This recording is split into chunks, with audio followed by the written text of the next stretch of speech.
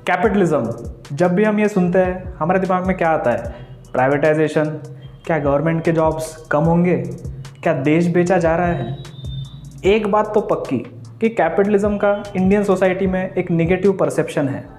इस वीडियो में हम ये बात करेंगे कि कैपिटलिज्म का ये परसेप्शन बदलने की क्यों ज़रूरत है और क्यों इंडियन वोटर को कैपिटलिज्म के बारे में खुद को इन्फॉर्म करने की ज़रूरत है।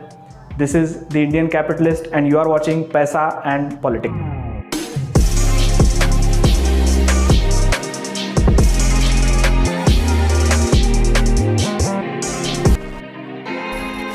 तो पहले हम रिजर्वेशन की बात करते हैं। इसमें हम 3 महत्वपूर्ण आंकड़े देखेंगे जिससे हमें ये पता लगेगा कि कैसे कैपिटलिज्म का इन्फॉर्मेशन इंडियन सोसाइटी को होना बहुत ज़रूरी। जब भी रिजर्वेशन के मुद्दे की बात होती है तब लोग झगड़ते रहते हैं किस बारे में कि गवर्नमेंट जॉब्स किसको मिल रहे हैं, उसमें 50% किसको मिल रहे हैं, 25% किस कास्ट को मिल रहे हैं, इसी को लेकर झगड़े चलते रहते हैं। लेकिन हम पहले स्टैटिस्टिक आंकड़े पे आते हैं। 2011 में 1.76 करोड़ जॉब्स ये गवर्नमेंट में थे और अगर आप टोटल जॉब्स देखते हो तो करीबन 50 करोड़ जॉब्स ये इंडिया में एग्जिस्टिंग है जो प्राइवेट सेक्टर में है। यानी इसका मतलब ये है कि सिर्फ 3.55% इतने जॉब गवर्नमेंट में है और ये पूरे मुद्दे की बहस जो चल रही है सिर्फ उन जॉब्स को लेके चल रही है। तो इससे आपको एक चीज़ पता लग रही होगी कि गवर्नमेंट के पास इनफ जॉब्स नहीं है।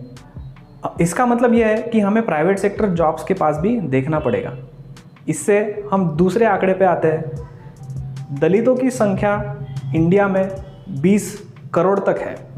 अब गवर्नमेंट जॉब्स में पूरा रिजर्वेशन मिलने के बाद भी ज़्यादा से ज़्यादा कितने शेड्यूल कास्ट यानी दलितों को फ़ायदा हो सकता है, उसकी संख्या कुछ हो सकती है 0.5 करोड़ से लेके 1 करोड़ तक।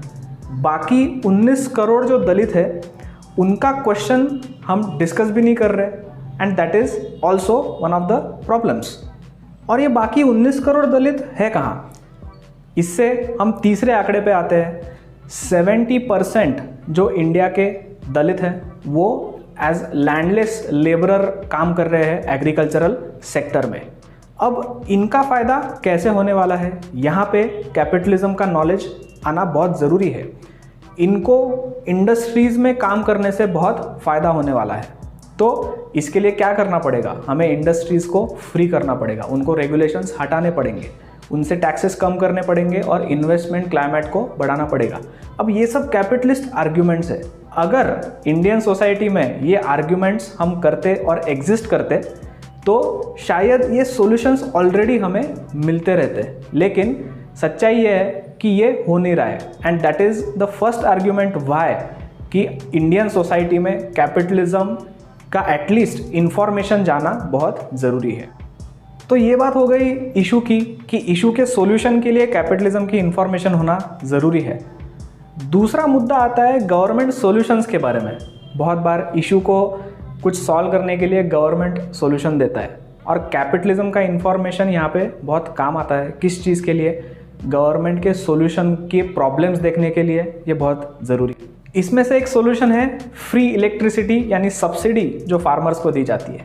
अब ये गवर्नमेंट सॉल्यूशन इसलिए है क्योंकि प्रोडक्शन एग्रीकल्चर में बढ़े और फार्मर्स को भी फ़ायदा हो। लेकिन थॉमस सॉवेल ये जो एक इकोनॉमिक थिंकर है और कैपिटलिज्म के प्रवक्ता है, इन्होंने ये कहा है कि गवर्नमेंट सॉल्यूशंस को सिर्फ हमें इंटेंशंस के हिसाब से नहीं जज करना चाहिए बल्कि हमें उनको इंसेंटिव्स के हिसाब से भी जज करना चाहिए। तो गवर्नमेंट सॉल्यूशन हमेशा कुछ इंसेंटिव बनाता है हर एंटरप्रेन्योर और किसी भी इंसान के लिए। तो फ्री इलेक्ट्रिसिटी देने से क्या इंसेंटिव हम दे रहे लोगों को कि आप कितनी भी इलेक्ट्रिसिटी यूज कर सकते हो। तो इससे क्या होगा ये आप जान ही सकते हो। अगर आप ये डेटा देखते हो तो फ्री इलेक्ट्रिसिटी देने की वजह से और फ्री इलेक्ट्रिसिटी कितनी भी यूज़ होने की वजह से पंजाब में वाटर टेबल्स कंटिन्यूसली घटते जा रहे हैं। तो इससे हमें क्या पता लगता है कि कैपिटलिज्म की इंफॉर्मेशन होना ये गवर्नमेंट को अकाउंटेबल रखने के लिए भी बहुत ज़रूरी है। गवर्नमेंट सॉल्यूशंस के प्रॉब्लम्स बाहर निकालने के लिए भी बहुत ज़रूरी है। और तीसरी बात यह है कि इंडिया में 1955 में जब अवधि सेशन हुआ था तब कांग्रेस ने ये डिक्लेयर किया था कि इंडिया में एक सोशलिस्टिक पैटर्न ऑफ सोसाइटी आना चाहिए। तब से लेके अब तक इंडिया में कैपिटलिज्म को सिस्टमैटिकली दबाया गया है। गवर्नमेंट के बुक्स में भी कैपिटलिज्म का ज़्यादा जिक्र होता नहीं है और सोशलिज्म इनको बढ़ावा दिया जाता है। किसी भी लोकतंत्र के लिए ऐसी चीज़ें अच्छी नहीं है। यहाँ पे दोनों विचारधाराओं पे डिस्कशन होने चाहिए। ये ना होने की वजह से हमें 1991 क्राइसिस को झेलना पड़ा था। वही क्राइसिस अब श्रीलंका में भी चल रहा है। हम तो इसको हमारा लक मान सकते हैं कि 1991 क्राइसिस होने की वजह से समहाउ हमें थोड़े से कैपिटलिस्टिक रिफॉर्म लेने पड़े उस टाइम पे, और उसके फ़ायदे आप आज देख पा रहे हो। कैसे आईटी सेक्टर में बढ़ोतरी हुई है, कैसे टेलीकॉम सेक्टर में इतना सस्ता डेटा आपको जो आज मिल पा रहा है, वही कैपिटलिज्म का सक्सेस है। लेकिन आज की रियलिटी क्या है कि इंडिया में ऐसे ही रिफॉर्म्स फिर से लाना बिल्कुल मुश्किल हो चुका है। अभी आप देख पा रहे थे कि फार्म लॉज भी सही से नहीं आ पाए। फार्म लॉज के क्या फ़ायदे हैं इसके हमारा वीडियो है, वो आप ज़रूर देखें। और इसीलिए हम बोलते हैं कि कैपिटलिज्म का इंफॉर्मेशन होना बहुत ज़रूरी है, क्योंकि इससे रियलिटी में आपको कुछ फ़ायदा होने वाला है। आपके पैसे बढ़ सकते हैं, आपको अच्छे जॉब्स मिल सकते हैं, और सिर्फ आपको नहीं, आपके फैमिली को भी। So in conclusion we can say कि कैपिटलिज्म का इंफॉर्मेशन होने की ज़रूरत क्यों है, क्योंकि पहले तो इशू के बारे में नए सॉल्यूशंस हमें मिल सकते हैं। दूसरी बात, गवर्नमेंट के सॉल्यूशंस, उनका प्रॉब्लम, ये सब हमें पता लगेगा। और तीसरी बात, कैपिटलिज्म के अगेंस्ट जो सोशलिज्म ने एक प्रमोशन किया है खुद का, हमें वहाँ पे डिबेट करने का मौका मिलेगा। मिल्टन फ्रीडमैन जो एक नोबेल प्राइज़ विनिंग इकोनॉमिस्ट थे और कैपिटलिज्म के बहुत बड़े प्रवक्ता भी थे, उन्होंने ये कहा है कि सिर्फ अच्छा पॉलिटिशियन चूज़ करने से ये ज़रूरी नहीं है कि वो अच्छे डिसीजन लेगा।